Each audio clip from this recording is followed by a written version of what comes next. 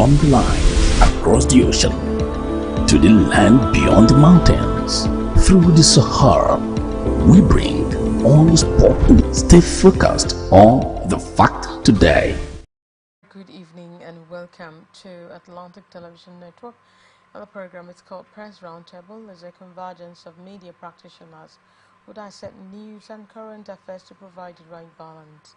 Today on Press Roundtable, we will be discussing, first of all, coming from Lagos State, fire outbreak at Dangote Refinery, journalism, Minister seeks press freedom, responsible reportage, and in Kaduna State, 6 teenagers drowned in river after junior WAEC.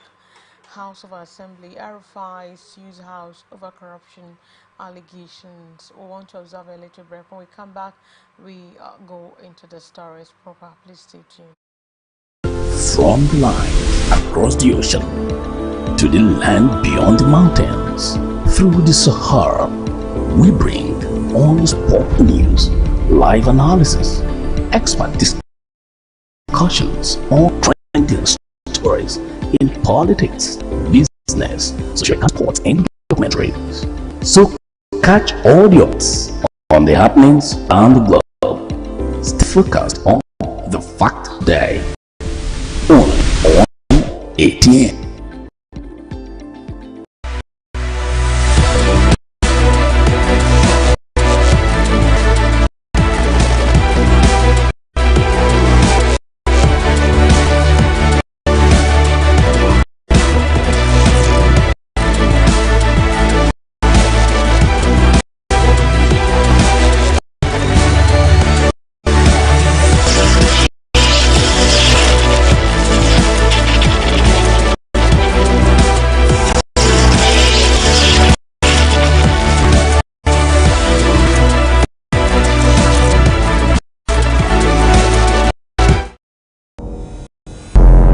Every day, our lives changed by history. We are one people, all of Leaders, politics, nobody's ambition is what's the blood. I have fought very firmly.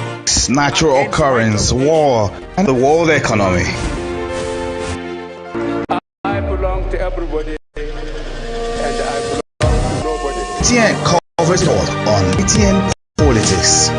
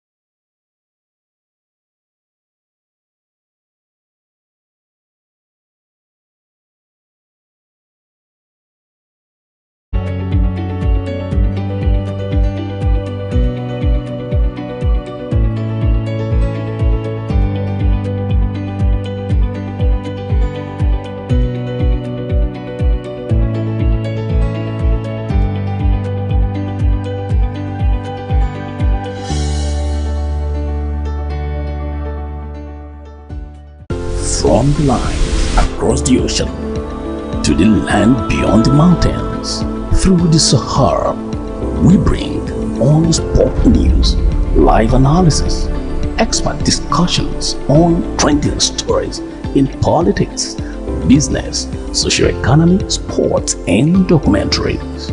So catch all the updates on the happenings around the globe. Stay focused on the fact today. Only on ATN.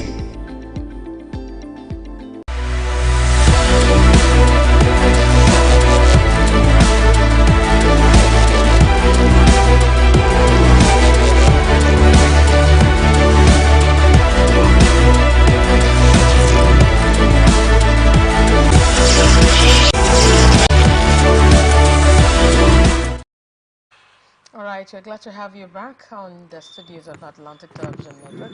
ATM Press Roundtable is a program. So this evening, it's my pleasure to introduce Papa Mie, Kingsley George. Papa Mie, sir, thank you so very much for coming on the show once again. Sure, thank you. Thank you very much. All right. My name is Angel Wokoma and Angela Kinjo. First of all, let's look at the fire outbreak at Dangote Refinery. There was a fire outbreak on Wednesday at the Dangote Refinery, petroleum refinery in the Lekki Free Zone, Lagos. Reacting to the incident, the Chief Corporate Communications Officer of Dangote Group, Anthony Chiejina, disclosed in a statement sent to media that the fire has been contained and there is no cause for alarm. The statement read, "We have swiftly contained a minor fire incident at our effluent treatment plant ETP today, Wednesday, 26th of June. There is no cause for alarm as the refinery is operating normally and there are no recorded injuries or bodily harm to any of our staff on duty." Now, as you can see on the television, Exactly. we are seeing the Dangote refinery.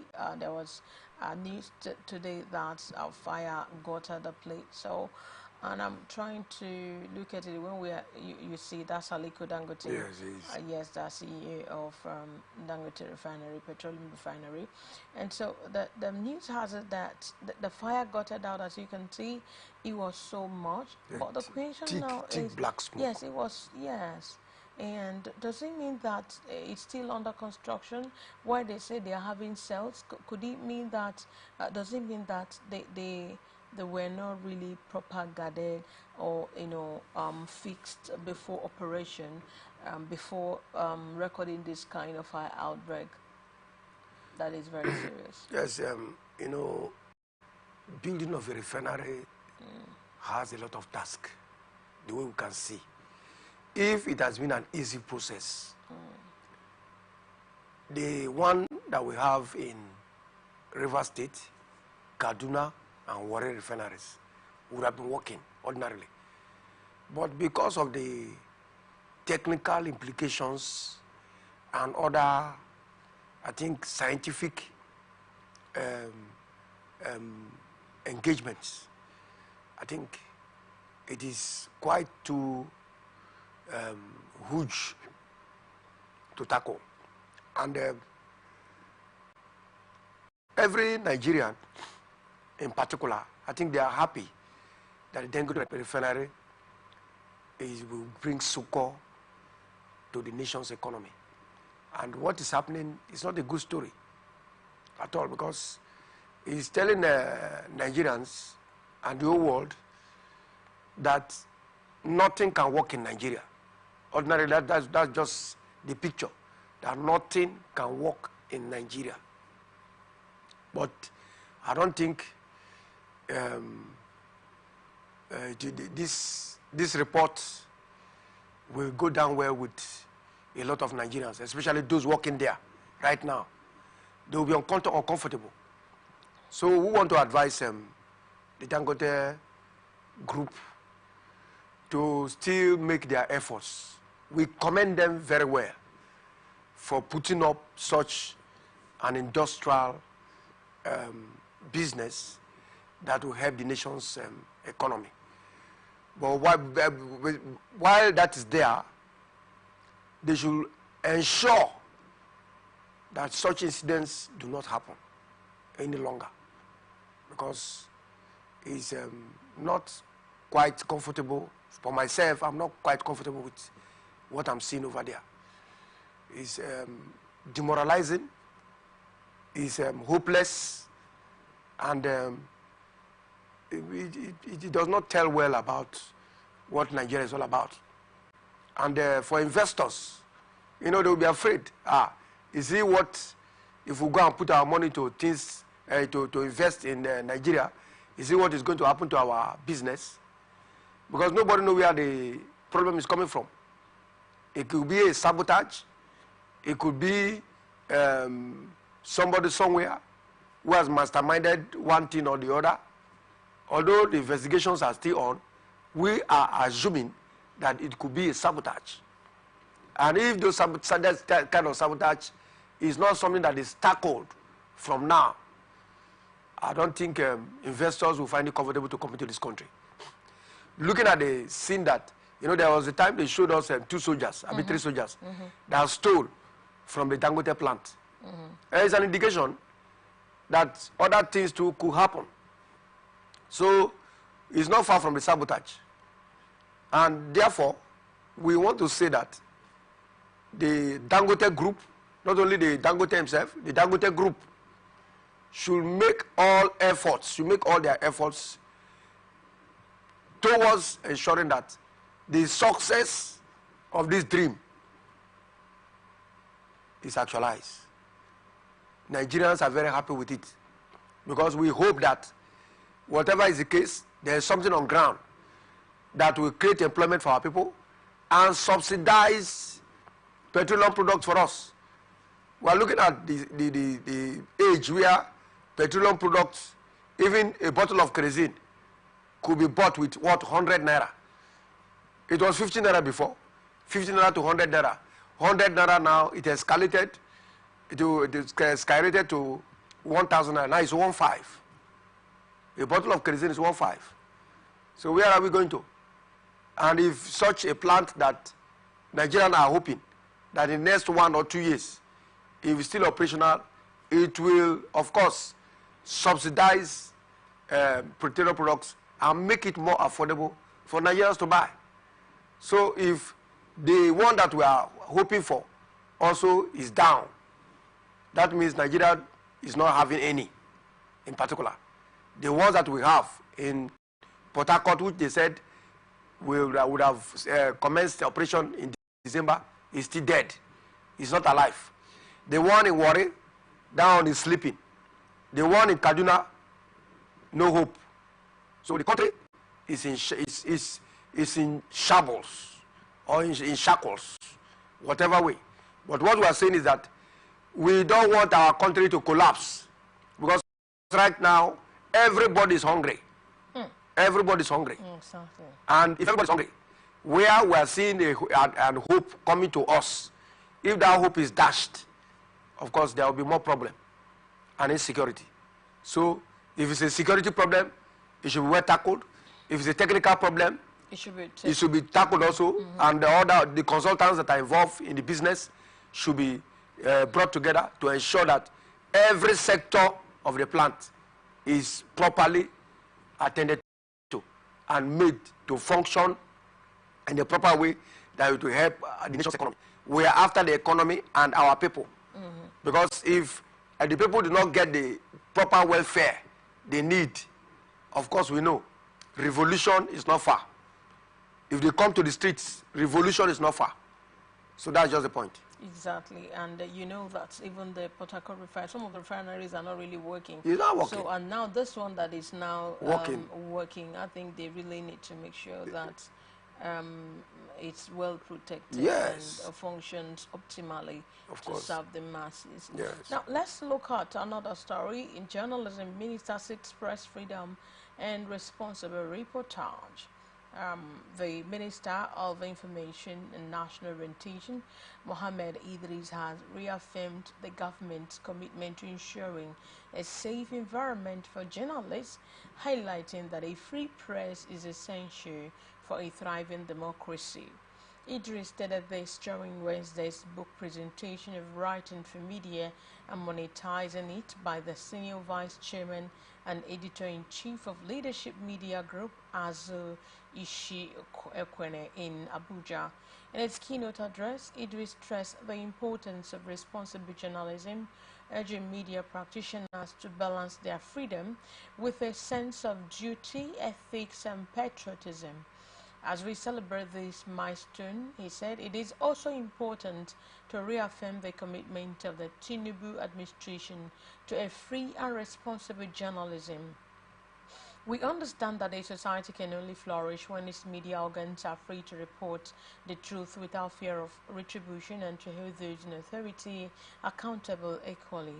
The President Tinubu administration is therefore dedicated to creating an environment where journalists can work freely without intimidation and with the assurance that their rights will be acknowledged and protected.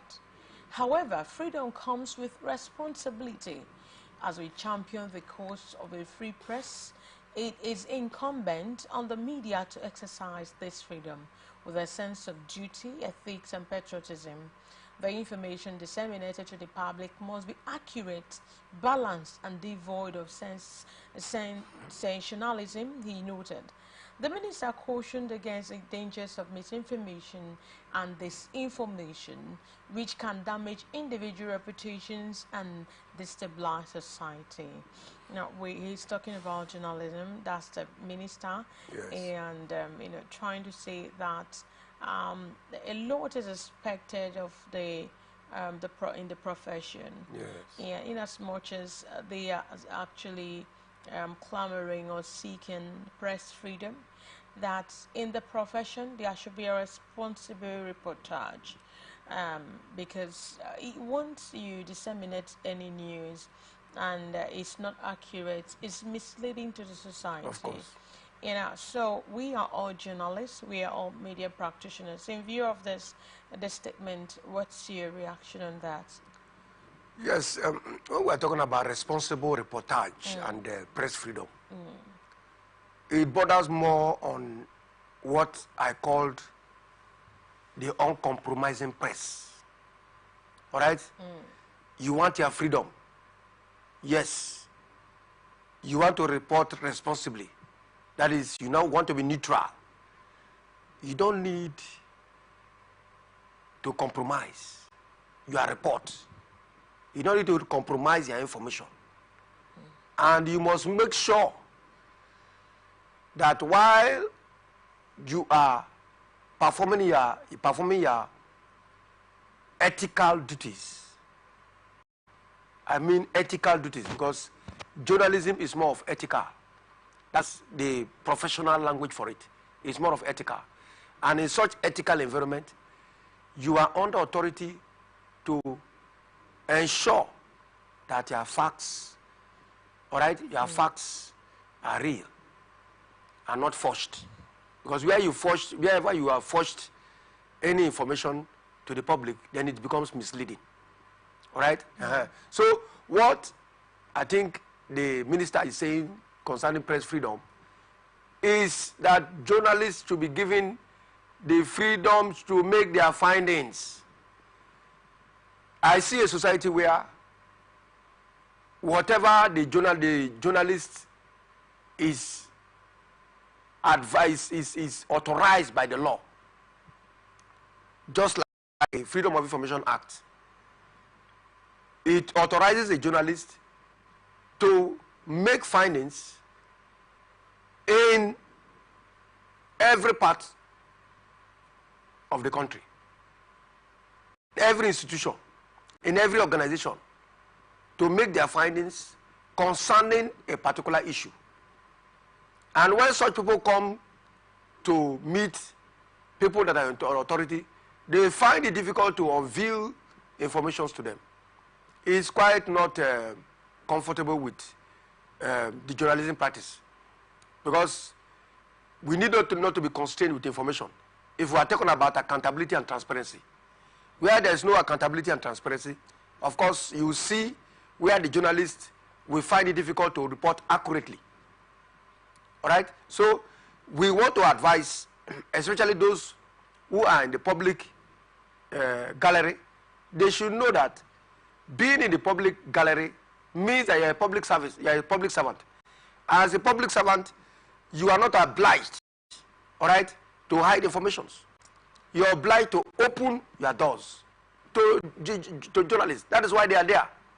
Whatever information that they want to get concerning your agency, concerning your institution, concerning your business, that will be of national interest, not of personal interest.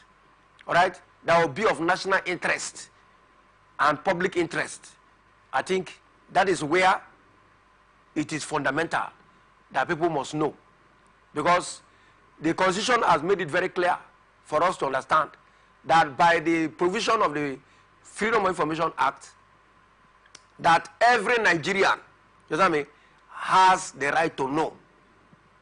All right? Has the right to know what is happening in their country, has the right to know how the finances of the country is being channeled, has the right to know how many barrels of fuel that the country is yielding, wants to know how much the country is making per day, and whatever expenses that are into infrastructures, all right, and other institutions, the administration of the government, the governance system, what is the operational process. Journalists are there to make their information, they find this and get accurate information and disclose to the public. So there will be no time for people to start hiding information to journalists when they know our duty is to get information to feed the public, because the public, their trust is on journalists, it's on media houses, just like this, where they get relevant informations that are very crucial to the nation's democratic system. So where in a democracy, where the people are voted and are also voted for, I don't think journalism should cripple. Journalism should not cripple. No, the government should not even attempt to gag the press, because gagging the press is the undue influence he's talking about. And if such undue influence comes into the system, the system becomes what? Influenced and compromised. All right? Yeah. And where the system is being compromised, you will see that the freedom of information in the first place, you know what I mean, is dashed. Is dashed. And the hope of the people, you know what I mean, is will not be there. The confidence of the people on the press will not be there. And if it is no more there, you will see that people will not even have the time to listen to radio. Imagine how, now let me just take it from this angle. Yes. You know, journalism is very sensitive. That is why they are actually saying that everyone should make sure that they give a responsible reportage. Yes. Now, imagine a case whereby I'm reporting or I'm trying to write about a particular politician that I do not like. Yes. Now, the sensitivity there now comes in that I have to report and I have to write in a way that no one should detect the bias in my mind. Are you saying how sensitive it is? Yes. You understand? Yes. Now, because let's just say, yeah, of course, everyone belongs to a particular party. Yes. Probably I'm of the APC. Exactly. And I'm writing about the PDP, which I let me just say, I'm just using myself as an example. Yes. Probably I do not like the person there as a PDP member. Yes. But I have to, you know, give accurate information that the public will not discern anything that I don't like the person that I'm reporting about. That is why the press freedom has to be sought for. Yes, yes, yes. I see the point where you're coming from. You now, it is not you, the reporter, or the editor, or the writer, or the writer that will be judged. It is the public that judges you. Exactly. So that is why he's talking about balanced information. All right. If you hear something about the governor, I'm coming. Understand? Exactly. If you hear about something about a governor of a state, you know what I mean, and somebody else, you know what I mean, is talking about issues relating to or concerning the governor. All right. You know that this person you are talking about is not a child. All right. It's a personality. You know what I mean, that has immunity. You know what I mean, to deal with you in any way. Now, somebody that has immunity to deal with you, if you are carrying information concerning him, and you know that that information, you know what I mean, will be harmful, you know what I mean, to his reputation, the first place, what do? You look for all avenues. You don't have to wait to broadcast that issue first. You have to look for all avenues, you know what I mean, to get either to him or to his press secretary. You don't have to wait for him to come and pay to report his news, or maybe he had the news and you wait for him to come and. I don't know whether you understand what I'm saying. Fine. Now I'll give you an instance. What has happened to me before? Okay. When I was working with them, that was when I started journalism. That was in 2000. Was it the year 2001 or 2002? I think 2003, something like that, 2003, when sorry, this is our ex-governor, Dr. Peter Odele, was to run for the second tenure. You know, this is Chibudo Uche, all right, that was of the House of Reps, was accusing Odele, you know what I mean, that he wants to kill him, that somebody had information and divulged to him. Now, the father of Chibudo Uche, who is an ex-police commissioner, ordered for a press interview, press conference, and all the media houses in Port Harcourt, you know what I mean, assembled in his office at NTA Road here. Okay. NTA Road. So we all went there and we had a round table. And he spoke about the governor, saying that the governor has attempted to kill his son, Chibudo. So when that matter came up, after the press briefing, we took the matter, the news to our publication and published without even calling the chief press secretary. I don't know whether you saw me here, without calling the chief press secretary. And because the chief press secretary would have given us, it is a lie, that information is not true. It's enough. I don't know where you're getting me. That information that you want to publish is not true. You know what I mean? My governor did not do that, or the governor himself can make that directly. You don't have to wait for him to come out as you are going to blow that story for him to you have misfired. I don't know where you're saying because you didn't balance the story. Just to call him out, His Excellency, this story that we just got from there, are you aware? This is what they said about it's not true, it's a lie. It's enough. Just put it there that he denied the allegation. It's enough. But we went ahead and published it. You understand me? Do you know what happened? The governor took the matter to state force headquarters at Abuja, and they invited us, all the journalists in Port Harcourt. They packed everybody to Abuja now. We went there. We stayed there for how many years? We stayed there for about 2 weeks. All right? And it was this Chief Dumolulu Briggs, Sarah Ige, and Rufus Ada George, my uncle, that came out and said, these boys, we cannot be here, and then people will go to prison. All right? They came, employed the service of lawyers who came and advised us that we should deny that even at that time that this thing happened, we were not there. We have not been employed, in fact. That's how we denied the matter, and the matter went off our head. So, in issues of broadcasting, I'm talking about this printo, but I'm talking about issues of broadcasting. Okay. It is instant. All right? Everything that you are going to balance the story must be what? Instant. That's broadcasting. When you are taking up the issues must be denied. The other party must know what you are talking about him. You can't take him unawares. All right? And that is the consequences that are involved. And therefore, the press freedom does not only mean that you have the power to do what you want to do.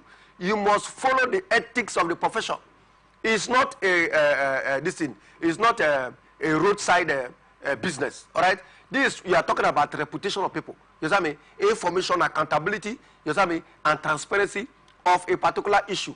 You don't have to hide anything. You know what I mean? Because you are feeding the public with information. And giving a wrong information out, you know what I mean, will bring what? It will bring rebel to the system. Now, so that's what it is. Okay, now coming again, is it the duty of a journalist to make people believe about a particular story, or just to gather the story and then let them see the facts and the figures analytically presented, then they can now decipher the true, they can now make meaning out of it? Yes, it's all about news gathering. It's all about information gathering. Okay. The information gathering by what is saying, if it's going to be press freedom, you know what I mean? You should be given the freedom, you know what I mean, to go anywhere to get information. And then the responsible reportage, you know what I mean, means that you must balance your story. Exactly. You must balance it. Because without you balancing the story, you know what I mean, and you are giving an hedge, you know what I mean, to somebody else who you know what I mean, can deny you at any time. I didn't tell you that. Am I the one that will do your duty for you? So that means it's all about gathering information. Information. Facts. Yes, and then present it. Statements. Then you now present it for the public to judge whether this is true or this is not true. It is the public that will judge, because what you are doing is for public interest, not for personal interest. Not for personal Does that mean it is even if you have a take on that, it does not just cannot count. Yes, just balance it. And then tell the public that look, this man, you know what I mean, this one said yes, and this one said no. And then the public will find out and see yes, it's either true or not true. That's what it is done. That's what journalists do. You must present the ethical, you know what I mean, conduct of it. The ethical conduct is that you must not be biased. And you must not compromise in any form. Now, looking at the hectic nature of this profession, yes, and I believe that the government has to really look into the matter of journalism. Of course. You know, because sometimes they treat most journalists with levity and disdain. I think so. And yeah, they treat them like as if they're not doing great jobs. But without the media, without journalists, I don't think the nation can sell. You see the risk. Exactly. The risk in journalism is so the enormous. risk in journalism, you know what I mean, colossal. is more than somebody shooting a bullet. Exactly. I hope you understand what I'm saying. Yeah. There are certain stories that you carry as a journalist that you want to air to the public. You know what I mean? It's as if you need to escape. I don't know what I mean. You need to escape from, you know, the other party or this party not seeing you. I hope you understand me. I will be dodging. Sometimes you'll be taking, let this person not see me. I don't want this person to see me. I don't know what I mean. Because of what? You have taken sides.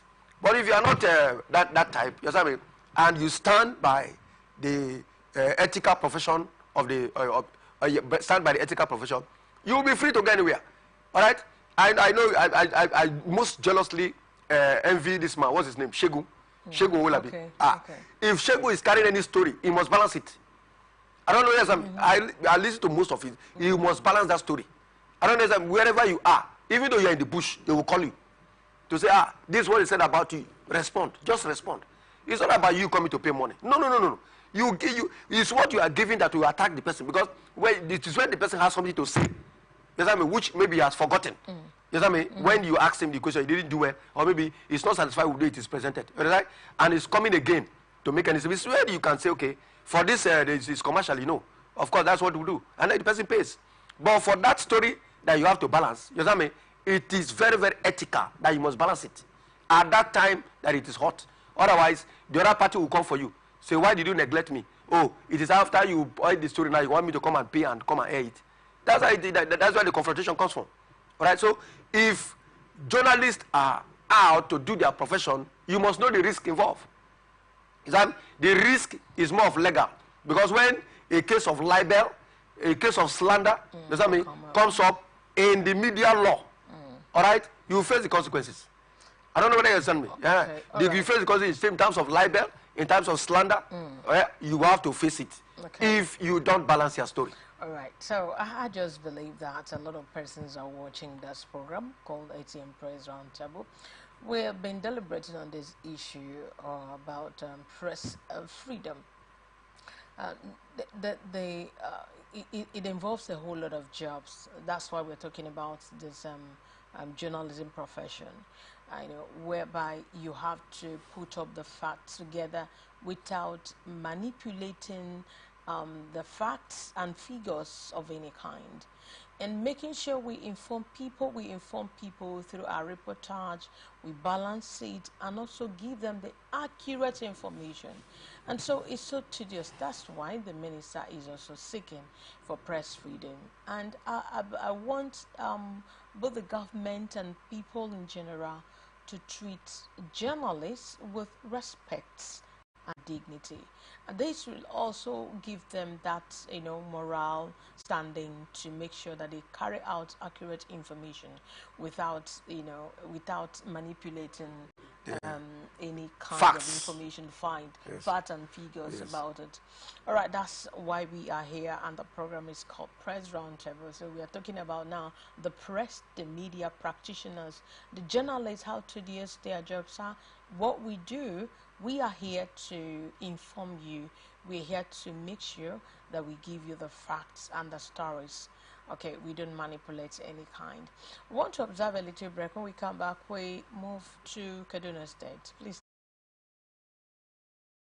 From the line across the ocean to the land beyond the mountains, through the Sahara, we bring on sport news, live analysis, expert discussions on trending stories in politics, business, socio-economy, sports, and documentaries. So catch all the updates on the happenings around the globe. Stay focused on the fact today, only on ATN.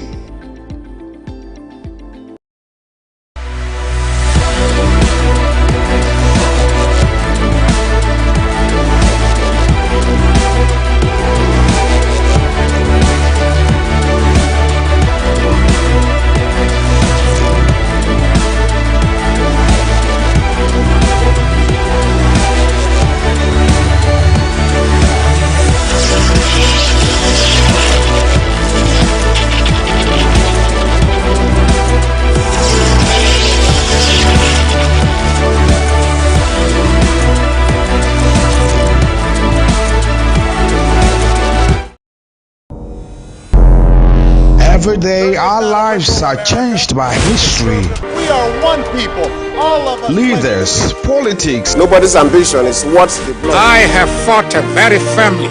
natural occurrence, war, and the world economy. I belong to everybody, and I belong to nobody.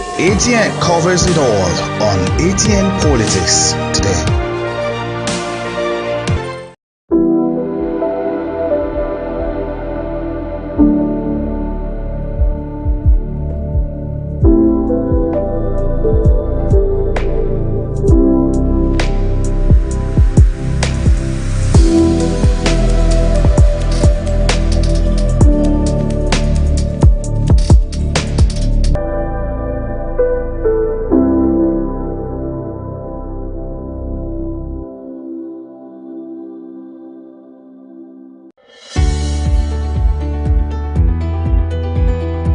People into the country illegally. That is amazing. Honourable You human on the point of order. Honourable you On the point of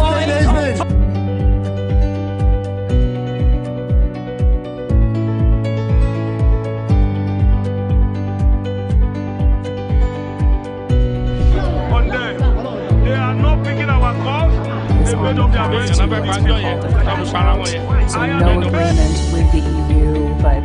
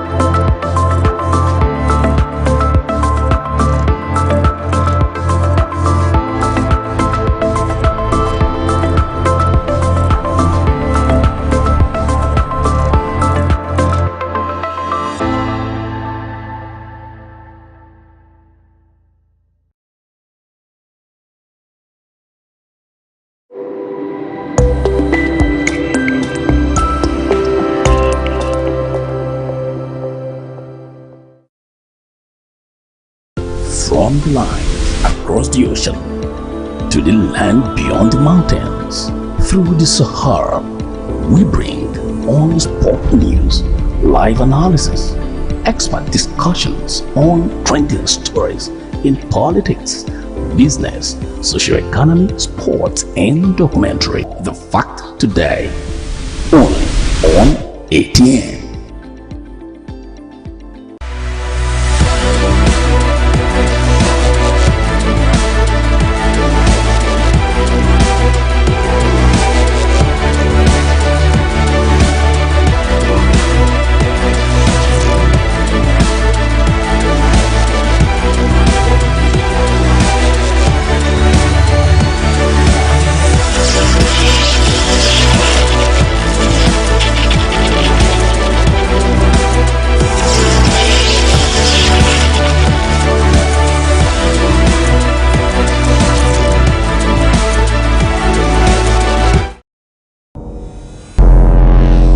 day, our lives are changed by history.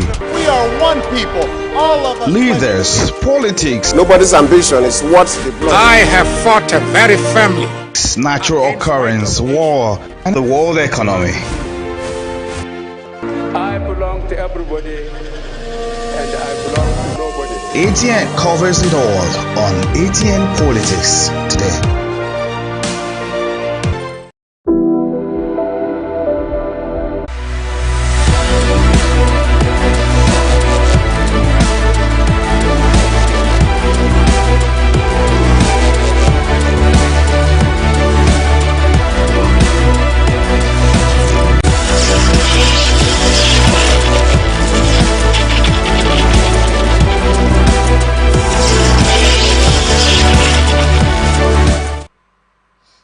We're glad to have you back on the studios of Atlantic Television Network. Press Roundtable is a program. Now let's move to Kaduna State. 6 teenagers drowned in river after junior work. 6 teenagers drowned in the Mbang River on Tuesday in Mbang Village, Kauru, local government area of Kaduna State, while returning from a junior work exam at about 5:30 p.m. The victims were identified as Monday, 16 years, Musa John, 16 years, Pius David, 15 years, Monday Ayuba, 16 years, David Danlami, 19 years, and Yahuza Audu, 16 years. We are students of Government Secondary School, Fadang and Chawai, writing the West African Junior School examination. The National Public Relations Officer of Ruribang Development Association, Pastor Simon Ishako, who confirmed the incident to News Online via a telephone on Wednesday, disclosed that 3 dead bodies have already been recovered and buried amidst tears. He explained that as of now, there are still 3 missing, as locals have not been able to recover them out of the river. The school children left their homes full of hope and excitement, while their parents went to the farm with the hope of reuniting with them after writing their papers of the day, only to meet their untimely death. The Mbang River has been a death trap for our people over the years, they said, noting before the community can access any school or any hospital facility, they have to travel for about 8 kilometers. He said, we are calling on the federal government, Governor Ubasani, Senator Sunday Katung, and their House of Reps members as a matter of urgency to kindly assist them with school, hospital, access road, and bridge in order to bring succor to their community, Simon appealed. Now, you can see that in Kaduna State, this 6 teenagers. And is it the careless of these teenagers? How will it be like about 6 of them were drowned in that river Mbang after their junior work? Could it be careless from the school children, or could it be from the community, or because they say it's always a death trap to people? Could it be that they were so careless to know that, or they didn't say no student should go there to swim or do any activities in order to save their lives? So where are we going to apportion blame, and what's your what can you say about that? I think It's a sad story. Yes, a very sad story, very sad story. I'm depressed by this. I'm just depressed. Honestly. I'm depressed because knowing the quality of children to one's life, I don't expect such things to happen at this time, when parents even went to the farm to make food for the children. It's quite alarming. But when people that undertake these riverine boats in such areas need to know that, no matter the distance and the kind of place where such business is being undertaken, life vest for passengers and for travelers should always be made available, because you must have to know that undertaking such journey in such areas, you have to consider safety first. safety, when they take safety as a priority, these incidents will reduce. If they had safety vests and safety jackets, I don't think this incident would have been this disastrous. At least some people would have come to their aid to rescue them. So what I'm trying to say is that the House of Reps members are now aware, the House of Assembly members are aware, the government of Kaduna State is aware that that place has turned out to be a death trap. There's no need for them to waste time any longer. It's just to come together and start building up on the information, right? That this is what we need. We need schools in such areas so that it will not force our children to go through this channel any longer. We need bridge. We need to fix bridge. We need hospital. How are they going to get hospital? These are the things that are the responsibilities of government. And that is why the people voted them into power. They didn't vote them into power to go and buy, to go there to get money to go and buy Jeep. That's not why they voted them into power. They voted them into power so that whatever is the welfare needs of the people, we provided it. Because it's a necessary and it's a necessity right now that the people need it. Because their children cannot just die in such a kind of misery. It's quite alarming, right. And it's quite disappointing that the society, the government is not helping the people any longer, in any way. They don't have schools, they don't have hospitals, they don't have what do you call it? They don't even have electricity. It's quite unfortunate. Government need to pay attention to certain places and not to the city all the time. Let them spread their tentacles to local communities, the grassroots, where the people that are voting them to power exist. Let them get to them and make this comfortable for them. That is why they voted them to power. The governor of Kaduna State should take note and make sure that this river do not drown their cities any longer.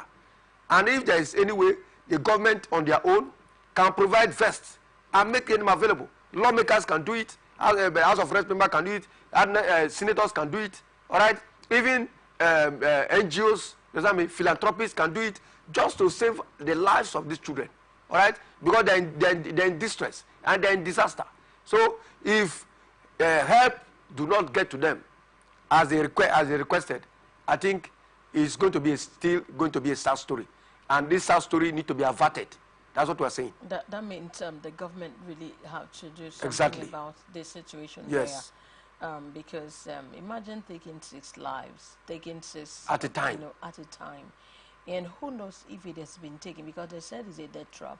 That means a lot of persons also been dying, And even till now, no vest. No vest. No solution to the problem. At all. No. I believe that the government really need to do something about it. Fast. They need to do something fast. They are future generation. They are future leaders. Nobody knows who, what they will become tomorrow, if they happen to be alive. And I think the government really need to do something about that situation. Exactly. And see that. Okay, former governor Kaduna State, Governor Nasir El-Rufai has filed a lawsuit against the Kaduna State House of Assembly over allegations of corruption. El-Rufai is challenging a report by the Assembly's committee which accused his administration of embezzling 432 billion naira and leaving the state with significant debt liabilities. The former governor argues that the committee did not provide him with a fair hearing and is seeking a declaration that the report is null and void. Now, his spokesperson, El-Rufai spokesperson Muyiwa Dekeye, has dismissed the allegations as scandalous and affirmed the integrity of El-Rufai's government. The lawsuit is the latest development in a probe launched by the Kaduna Assembly into the finances of El-Rufai's administration. The Assembly's committee has recommended that El-Rufai and some members of his cabinet be investigated and prosecuted for alleged abuse of office, diversion of public funds, and money laundering. Well, we're talking about how El-Rufai had to sue the House over a corruption allegation because they said he embezzled the money. But is it a time for him to really sue them, or for him to really come out and say, I'm squeaky clean, I am not guilty, this is how I this is how this thing went and this is how the other one went, instead of now filing more suit and all of that. What's your just in 2 minutes? Yes, of course. He made himself very clear. All right, that he was not giving fair hearing. All right, and you know that fair hearing, you know what I mean, is part of the investigative process. And if fair hearing is not given as part of the investigative process, of course, it will be termed that investigation was not even made. All right, that's his argument.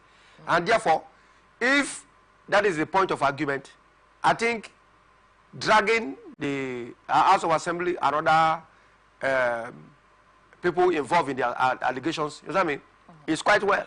Of course, if he's talking about fair hearing, he has the right to be given fair hearing, even in the court. Okay. You know what I mean, from the place where from the origin of the or the jurisdiction of the court, you know what I mean, to Supreme Court, he has a fair hearing to be heard in every manner.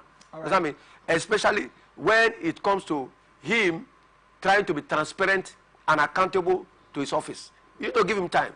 Even if he says he wants 3 months, you know what I mean, give him 3 months during the fair hearing for him to bring all the parties and all the people that work with him and all the records straight. You still need to give him, because you want to get information from him that is very important. Okay. You need to be given fair hearing. All right. Yes. I believe that you've really said it all. Fair hearing is always needed and Yes. must also be granted. Yes. For one to know the truth and how everything went. Well, that's much we can take, because at 9 o'clock we shall be stepping into the newsroom for the global news at 9. Please stay connected on ATN Socials. We are on YouTube on Atlantic Television Network. But this time around, I want to thank you, Papa May, Jared, for coming on the show. My name is Angel. We call my Angelic Angel. Please stay tuned as I bring to you the global news at 9. Peace and unity are the pathways to progress. And from me is, do have a splendid night rest. Good night. From the line across the ocean to the land beyond the mountains, through the Sahara, we bring on sport news, live analysis, expert discussions on trending stories in politics, business, social economy, sports, and documentaries. So catch all the updates on the happenings around the globe. Stay focused on the fact today.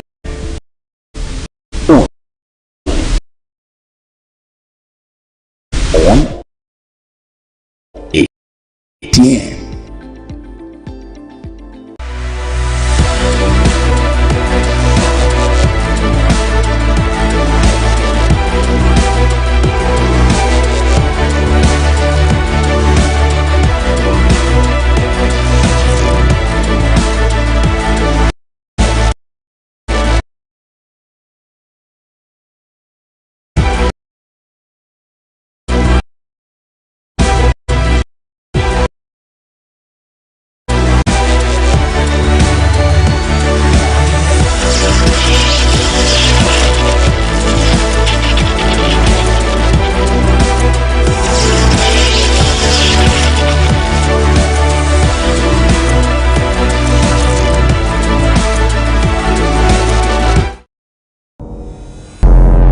Every day, our lives are